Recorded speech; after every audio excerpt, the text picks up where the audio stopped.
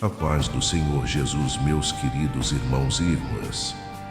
Sejam bem-vindos novamente ao nosso dedicado canal de oração diária, A Vida com Jesus. Nesse dia espero que o querido Senhor e Salvador Jesus Cristo esteja abençoando a todos vocês. Vamos refletir um pouco nas palavras de Deus neste momento maravilhoso de oração e adoração ao nome do nosso Senhor e Salvador Jesus Cristo. João ressalta a soberania absoluta de Cristo, a visão majestosa de Jesus vivo com olhos como fogo e voz como trovão. João se curva em adoração ao ver a cena celestial.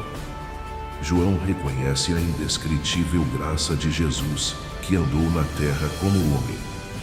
O Filho de Deus, que tem o poder sobre a morte e o inferno, escolheu voluntariamente esconder sua glória para salvar a humanidade. A revelação de Jesus não é somente uma profecia do futuro, mas uma declaração da eternidade do seu sacrifício redentor e do seu triunfo sobre a morte. Que essa visão profunda de Jesus nos motive a não o ver apenas como uma personalidade histórica distante, mas como o Deus vivo, atual e eternamente glorioso. Assim como João, que caiu aos pés de Jesus como morto, somos convidados a nos entregar ao Salvador, que reina para sempre. Que a verdade revelada neste texto ecoe em nossos corações, levando-nos a viver em função da glória do Senhor, que é digno de louvor, adoração e obediência eternas.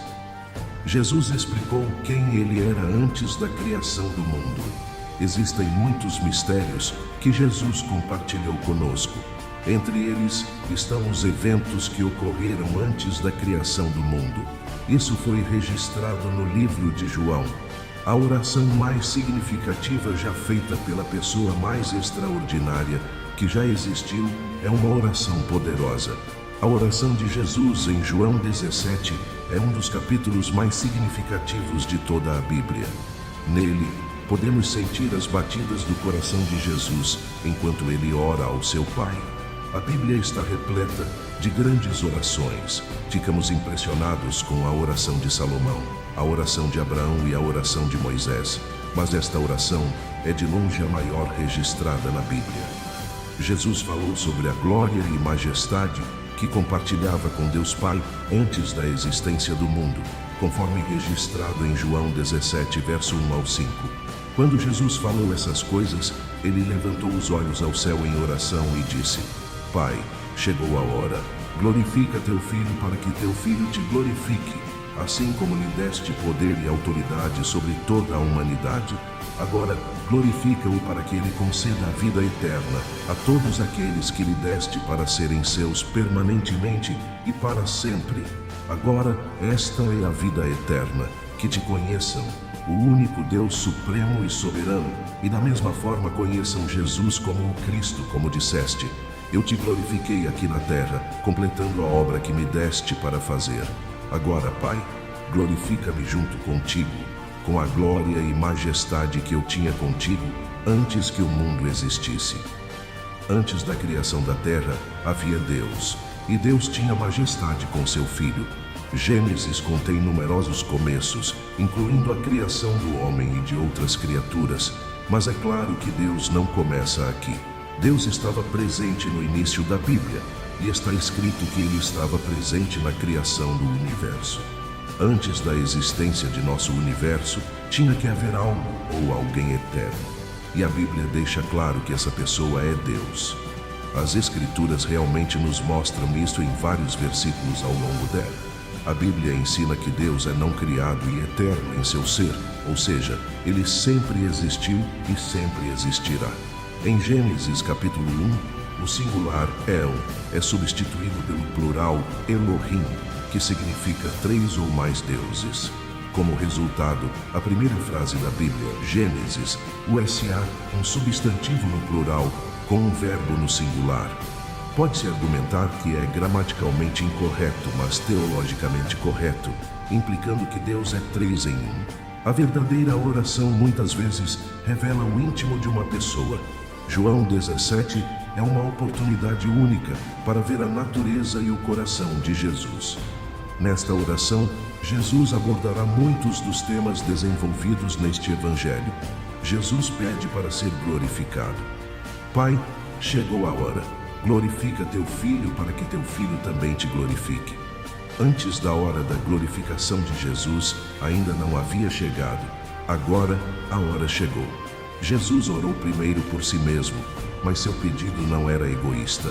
Sua preocupação consigo mesmo era uma preocupação pela glória do Pai. O Filho só pode glorificar o Pai se o Pai primeiro atender à oração do Filho: glorifica teu Filho. Jesus não esperou até o trabalho na cruz para glorificar a Deus Pai. Toda a sua vida glorificou a Deus na terra. Jesus glorificou o Pai por toda a sua vida, desde sua circuncisão e dedicação no templo, passando por seus anos de obediência silenciosa em Nazaré. Jesus glorificou o Pai por meio de sua fé, obediência e trabalho ao longo de seu ministério terreno. Cada sermão pregado, cada pessoa cega ou doente curada, cada instrução e treinamento para os discípulos, cada confronto com líderes religiosos corruptos, cada pergunta respondida, cada toque amoroso, todos glorificaram a Deus Pai. Então lemos: eu terminei a obra. Jesus, com confiança divina e certeza, viu o trabalho na cruz como já concluído. Jesus pediu ao Pai para glorificá-lo, mas com a mesma glória que o Pai tem. A oração de Jesus não era de forma alguma uma expressão de independência, mas de total e contínua dependência de Deus Pai. Numerosas pessoas pleiteiam por seus louvores e atenção. No entanto, o pedido delas para serem glorificadas é vastamente diferente da oração de Jesus. Glorifica-me junto contigo, e a diferença normalmente reside entre dependência e independência. Também lemos: com a glória que eu tinha contigo antes que o mundo existisse. Jesus tinha consciência de sua pré-existência e da natureza dela. Ele sabia que houve um tempo no passado eterno, quando Deus, o Filho, e Deus, o Pai, compartilhavam glória. Jesus não poderia orar honesta ou somente assim, se ele não fosse o próprio Yahvé, igual ao Deus Pai. Em Isaías capítulo 42, versículo 8, Yahvé proclamou que ele não compartilha sua glória com ninguém. Se Deus Pai e Deus Filho compartilham sua glória, ambos devem ser Yahvé. Ele tinha um pedido principal: que o Pai o recebesse de volta à glória que ele havia renunciado para cumprir sua tarefa. Este pedido de retorno à sua glória original implica de maneira inequívoca sua pré-existência e igualdade com o Pai. Confirma sua afirmação de que ele e o Pai são um. João capítulo 10, versículo 30. O Evangelho de João enfatizou a glória de Jesus ao longo de seu relato. João teve o cuidado de registrar as muitas maneiras como Jesus se referiu à sua própria glória nesta oração. Os eventos que levaram à crucificação começaram com a traição. A frase "agora o Filho do Homem é glorificado" refere-se à razão pela qual Jesus veio ao mundo. Ele morreria e então seria ressuscitado dos mortos como expiação substitutiva. O Filho glorificaria o Pai, e o Pai, por sua vez, glorificaria o Filho. Eles promoveriam a glória um do outro. Destacar a grandeza de Deus é, de fato, o que os cristãos são chamados a fazer. Tudo o que fazemos em pensamento, palavra e ação é para a glória de Deus. Jesus não ora apenas por si mesmo, ele ora por nós.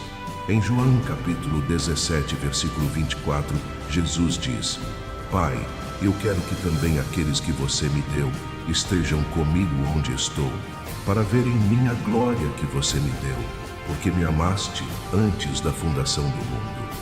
Sejamos o que formos em nossas vidas espirituais, devemos tudo ao Salvador que se deu por nós, que orou por nós para que pudéssemos ser um com Ele e que nos deu um belo padrão a seguir em nossas próprias vidas de oração. No final, vemos Jesus em sua glória novamente no livro do Apocalipse.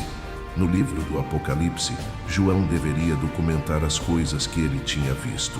João vê um Jesus poderoso que não se compara a nenhum homem comum.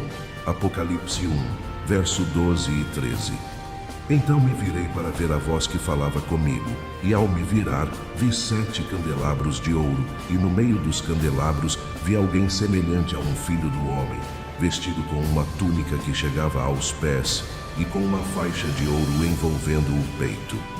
Era isso. João havia visto o Filho do Homem, o honrado Jesus Cristo. João descreveu a voz alta que ouviu como distinta e marcante, como o som de uma trombeta. A voz poderosa é a do Alfa e Ômega, o primeiro e o último, que está no início e no fim de tudo. Porque Jesus se identificou com esses nomes, em Apocalipse 1, verso 18, sabemos que era a voz alta de Jesus. O primeiro e o último é o título que pertence ao Senhor, Yahvé, o Deus de Israel. O título Alfa e o Ômega tem a mesma ideia que o primeiro e o último. Este é um dos trechos do Novo Testamento onde Jesus claramente se declarou Deus. Podemos apenas imaginar o que passou pela mente de João quando ele se virou. O som da voz que ele ouviu, provavelmente com a forma como ele lembrava da voz de Jesus. João descreveu como de uma trombeta, Apocalipse 1, verso 10. No entanto, ele tinha consciência de que era Jesus por causa da descrição da voz de si mesma como o Alfa e o Ômega. Depois de passar tanto tempo com Jesus ao longo de seu ministério na terra, João finalmente teve a oportunidade de encontrá-lo cara a cara depois de todos esses anos. A túnica e o cinto podem evocar imagens do sumo sacerdote da Bíblia e também podem implicar que Jesus é o sumo sacerdote para o seu povo. A única outra ocorrência de cintos em Apocalipse é no capítulo 15, versículo 6, também de ouro, onde é uma imagem sacerdotal para os anjos no templo celestial. Assim, Jesus aparece não apenas como rei, mas como sacerdote, uma combinação de imagens que se tornou familiar ao povo judeu no período macabeu. João continua: sua cabeça e seus cabelos eram brancos como a lã branca, brilhante como a neve, e seus olhos penetrantes eram como chamas de fogo penetrando em meu ser. Seus pés eram como bronze polido, branco e incandescente, refinado em uma fornalha, e sua voz era poderosa como o som de muitas águas. Apocalipse capítulo 1, verso 14 e 15. Essa descrição de seus olhos é semelhante à narrativa que temos de um anjo no livro de Daniel. Daniel capítulo 10, verso 6. Seu corpo também era como berilo, com um brilho dourado. Seu rosto tinha a aparência de relâmpago. Seus olhos eram como tochas ardentes. Seus braços e pés eram como o brilho de bronze polido. E o som de suas palavras era como o ruído de uma multidão de pessoas ou o rugido do mar. Essa descrição de seus membros é semelhante à narrativa que temos de um anjo no livro de Ezequiel. Ezequiel 1, verso 7. Suas pernas eram retas e as solas de seus pés eram como as de um bezerro e cintilavam e brilhavam como bronze reluzente. As características angelicais que aparecem na visão de João de Jesus não o rebaixam ao mesmo nível dos anjos, pelo contrário, provavelmente servem para enfatizar a imensa grandeza de Jesus. Ele não pode ser retratado como menos glorioso do que um glorioso anjo. Olhos como fogo descrevem olhos apaixonados na literatura grega, mas também podem retratar olhos sobrenaturalmente flamejantes de seres divinos ou anjos. Metal brilhante também pode retratar a glória de Deus em Ezequiel, capítulo 1, versículo 27. No entanto, outras características sugerem que, enquanto João retrata a glória de Jesus como não inferior à de um anjo, certamente é mais do que a de um anjo. O rosto de Jesus também brilha como o sol. O texto grego às vezes retratava divindades brilhando como o sol ou relâmpagos. Textos judaicos faziam o mesmo para anjos e outros, mas também para Deus próprio. João continua em Apocalipse 1, verso 16. Na sua mão direita segurava 7 estrelas, e de sua boca saía uma afiada espada de 2 gumes, e seu rosto, refletindo sua majestade e a glória da Shequina, Era como o sol brilhando em todo o seu poder ao meio-dia. Apocalipse 1, verso 17. Quando o vi, caí a seus pés como morto, e ele colocou a mão direita sobre mim e disse: Não tenha medo, eu sou o primeiro e o último, a divindade absoluta, o Filho de Deus. Mesmo que João fosse um apóstolo que conheceu Jesus enquanto ele estava na terra, ele ficou maravilhado ao ver essa visão incrível. Mesmo os 3 anos que João viveu na terra com Jesus, não o prepararam adequadamente para o momento em que Jesus apareceu a ele em sua majestade celestial. Naquele momento, João percebeu o poder divino e a majestade que Jesus renunciou enquanto vivia na terra. Filipenses 2, verso 7. Mas que não renunciou ou diminuiu sua divindade, apenas temporariamente abriu mão da expressão externa de igualdade divina e de sua dignidade legítima. Ao assumir a forma de um servo e ser feito na semelhança dos homens, ele se tornou totalmente humano, mas sem pecado, sendo totalmente Deus e totalmente homem. Neste momento, João sabia o quão milagroso era Jesus ocultar sua glória e autoridade enquanto caminhava nesta terra. Apocalipse 1, verso 18. Eu sou o vivente, fui morto, mas eis que estou vivo para todo sempre, e tenho as chaves da morte e do Hades, o reino dos mortos. Jesus é aquele que viveu, morreu e está vivo para sempre. Ele possui credenciais de ressurreição e vive para nunca morrer novamente. A vitória que Jesus conquistou sobre o pecado e a morte foi eterna. Ele não ressuscitou dos mortos apenas para morrer novamente. Jesus é o único que possui as chaves do Hades e da morte. Alguns acreditam que o diabo tem a autoridade ou poder para decidir quem vive e quem morre. Estão claramente enganados, pois apenas Jesus tem as chaves do Hades e da morte. Em sua forma original, o Apocalipse era conhecido no grego antigo como Apocalipsis, Apocalipse. A palavra significa uma revelação e desvelamento. O livro do Apocalipse é uma revelação de Jesus Cristo no sentido de que pertence a Ele. Ele é quem faz a revelação. Jesus é a pessoa sobre a qual o livro nos fala. Por que precisamos de uma revelação de Jesus? A grande falha de muitos professores é que Cristo para eles é um personagem no papel, certamente mais do que um mito, mas ainda uma pessoa do passado distante, um personagem histórico que viveu muitos anos atrás e fez admiráveis feitos pelos quais somos salvos, mas que estava longe de ser uma realidade viva, presente e brilhante. Esta é uma razão significativa pela qual Deus escolheu revelar esta informação sobre Jesus Cristo à humanidade. Ele deu para mostrar aos seus servos. Deus revelou essa informação para que ela possa ser compartilhada com outros e não mantida em segredo. Esta é uma apocalipse, uma revelação não apócrifa, algo escondido. O livro do Apocalipse é um livro de profecia preditiva. Ele faz previsões sobre coisas que acontecerão no futuro, ou pelo menos no futuro em relação ao período em que foi escrito. Embora nem toda profecia possa ser considerada preditiva, é abundantemente evidente que este texto profético o é. Alguns diriam que não deveríamos nos preocupar com a profecia, que é um exercício frívolo. Mas se Deus se importou o suficiente para falar sobre isso, devemos nos importar o suficiente para ouvir. Alguns nos dizem que o que ainda está no futuro não deve ser examinado até depois que aconteceu. Em conclusão, a visão de João no livro do Apocalipse revela a majestade e a glória transcendentes de Jesus Cristo. Este não é um retrato comum de um ser celestial, é uma descrição extraordinária de um Salvador que transcende até mesmo a grandiosidade dos anjos. Ao descrever Jesus como o Alfa e o Ômega, o primeiro e o último, João destaca a divindade inquestionável de Cristo. A visão poderosa de Jesus ressuscitado, com olhos como chamas de fogo e voz como muitas águas, deixa João prostrado em reverência. Ao contemplar a cena celestial, João percebe a incompreensível humildade de Jesus ao caminhar na terra como homem.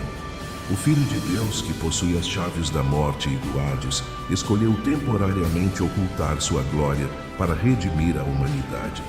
A revelação de Jesus não é apenas uma previsão do futuro, mas um testemunho da eternidade, do sacrifício redentor e da vitória sobre a morte. Que essa visão profunda de Jesus nos inspire a reconhecê-lo, não apenas como uma figura histórica distante, mas como o Deus vivo, presente e eternamente glorioso.